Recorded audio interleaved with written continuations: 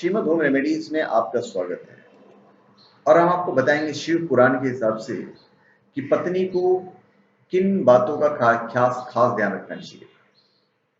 शिव पुराण में पत्नियों से संबंधित कुछ नियम का वर्णन है। ये नियम एक ब्राह्मण स्त्री को पार्वती ने बताए थे।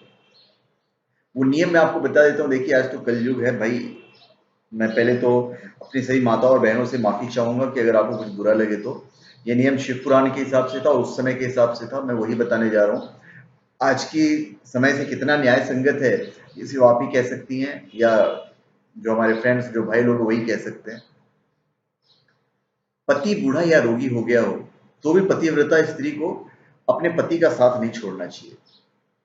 जीवन के हर सुख दुख में पति की आज्ञा का पालन करना चाहिए। अपने पति को गुप्त बात, पति की जो गुप्त बात हो किसी को नहीं बतानी चाहिए। ये कितना तरस संगत है आज की डेट में तो आप ही लोग बता सकती हैं। दूसरा, पत्नी को बिना श्रृंगार किए अपने पति के सामने नहीं जाना चाहिए। जब पति किसी कार्य से प्रदेश गया हो तो उस समय श्रृंगार नहीं करना चाहिए। पतिव्रता स्त्री को कभी अपने पति का नाम नहीं लेना चाहिए। पति के भला बुरा कहने पर भी चुप रहना चाहिए। देखिए, आज के डेट में पॉसिबल नहीं है, तो मतलब जो शिव पुराण में कहा था वो मैं बातें कर रहा हूँ। और रहा नाम नहीं लेने की बात, तो आजकल तो इट इज नॉट पॉसिबल। पति के बुलाने पर तुरंत उसके पास जाना चाहिए और पति जो आदेश दे उसका प्रसन्नता पूर्वक पालन करना चाहिए। पतिव्रता स्त्री को घर के दरवाजे पर अधिक देर तक नहीं खड़ा रहना चाहिए। आज का टाइम खराब है, शायद इसलिए उन्होंने उस वक्त ऐसा कहा। आज भी हालात ज्यादा वो नहीं है, क्योंकि आदमी की नीयत कब खराब हो जाए कुछ कह नहीं सकते हैं। पतिव्रता स्त्री को अपने पति की आज्ञा के बिना कहीं नहीं जाना चाहिए। पति के बिना मिले, बिना पति के मेले उत्सव आदि का भी त्याग करना चाहिए, यानी नहीं जाना चाहिए। पति की आज्ञा के बिना व्रत उपवास भी नहीं करना चाहिए। मेले से तात्पर्य यह है कि आज का जो माहौल है, आप देखें अगर आप अकेले मेले जाएं तो 10 लोग आपको घूरेंगे, तो इस वजह से उन्होंने कहा होगा। पांचवी चीज, पतिव्रता स्त्री को प्रसन्नता पूर्वक घर के सभी कार्य करने चाहिए। अधिक खर्च किए बिना ही परिवार का पालन पोषण ठीक से करना चाहिए। अगर आप लोग दोनों आज की रेट में कमा रहे हैं तो बहुत अच्छी बात है। ज्यादातर लाइबिलिटी तो औरतों की ही रहती है, वही बेचारी सारा काम करती है, मर्दों तो ज्यादा लाइबिलिटी लेते नहीं है। फिर देवता, पितर, अतिथि, सेवक, गाय और भिक्षु के लिए अन्न का भाग बिना भोजन किए, मतलब आप भोजन करें उससे पहले इनके लिए अलग निकाल देना चाहिए। इससे आपके घर में लक्ष्मी आती है और कोई खास वजह नहीं है। घर में तत्पर रहने वाली स्त्री को अपने पति के भोजन कर लेने के बाद ही भोजन करना चाहिए। जब पति खड़ा हो तो पत्नी को भी खड़ा रहना चाहिए। उसकी आज्ञा के बिना बैठना नहीं चाहिए। पति के सोने के बाद सोना चाहिए और जागने से पहले जाग जाना चाहिए। देखिए, सोने और जागने की जो बात है वो तो फैक्ट है, आज की डेट में वो ऐसा करना चाहिए। रहा खड़ा होने की बात, तो आज औरत और मर्द दोनों बराबर हैं, तो आज की डेट में पॉसिबल नहीं है।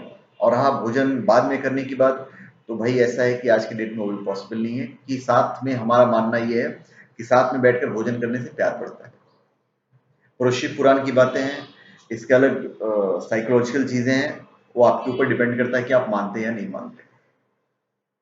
रजस्वला होने पर पत्नी को 3 दिन तक अपने पति को मुंह नहीं दिखाना चाहिए, अर्थात उससे अलग रहना चाहिए।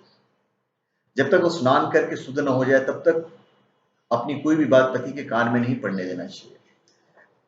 आज की डेट में ये भी पॉसिबल नहीं है, छोटा सा घर होता है तो इट इज नॉट पॉसिबल, पर उसका रीजन है। जिससे आप अशुद्ध हो जाती हैं, रजस्वला हो जाती हैं, तो आपके अंदर से एक नेगेटिव एनर्जी निकलती है जो कि अपने पति को अफेक्ट नहीं करना चाहिए। ये लॉजिक था उस समय, आज भी वो लॉजिक है, पर निभाना बड़ा मुश्किल है। मैथुन काल के अलावा किसी अन्य समय पति के सामने धृष्टता यानी दुस्साहस नहीं करना चाहिए। पतिव्रता स्त्री को ऐसा काम करना चाहिए जिससे पति का मन प्रसन्न रहे। ऐसा कोई काम नहीं करना चाहिए जिससे कि पति के मन में विषाद उत्पन्न हो। दुस्साहस तो ऐसे भी नहीं करना चाहिए, पति को भी दुस्साहस नहीं करना चाहिए।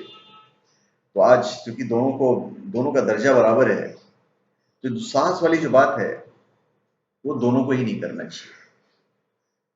फिर पति की आयु बढ़ने की अभिलाषा रखने वाली स्त्री को हल्दी, रोली, सिंदूर, काजल, मांगलिक आभूषण, केसों को संवारना, हाथ कान के आभूषण, इन सब को अपने से दूर नहीं करना चाहिए। यानी पति की प्रसन्नता के लिए सच संवर कर रहना चाहिए। देखिए, जब आपका पति खुश रहेगा, हमेशा आपकी तरफ से उसे कोई लाभ मतलब कोई परवाह नहीं होगी, अगर परवाह करता रहेगा, हमेशा खुश रहेगा, तो सीधी बात है उसकी आयु बढ़ेगी। अगर आप खुश है तो आपकी आयु निश्चित तौर पर बढ़ती है, बशर्ते कि अकाल मृत्यु नहीं हो जाए। और ऐसे भी आज कितना ही माने, औरतें सिंदूर तो लगाती ही लगाती है। पतिव्रता स्त्री जो पतिव्रता है, पतिव्रता स्त्री को सुख और दुख दोनों स्थिति में अपने पति का आज्ञा पालन करना चाहिए। यदि घर में किसी वस्तु की आवश्यकता पड़े तो अचानक ये बात नहीं कहनी चाहिए, बल्कि अपने पहले मधुर वचनों से उसे पति को प्रसन्न करना चाहिए, उसके बाद ही उस वस्तु के बारे में बतानी चाहिए। फिर जो स्त्री अपने पति को बाहर से आते देख अन्न जल आदि से उसकी सेवा करती है, मीठे वचन बोलती है, वो तीनों लोगों को संतुष्ट कर देती है। पतिव्रता स्त्री के पुण्य पिता माता और पति के कुलों को तीन तीन पीढ़ियों के लोग स्वर्ग लोक में सुख भोगते हैं।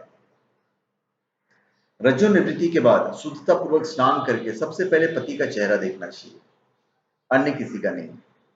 अगर पति न हो तो भगवान सूर्यदेव के दर्शन करना चाहिए।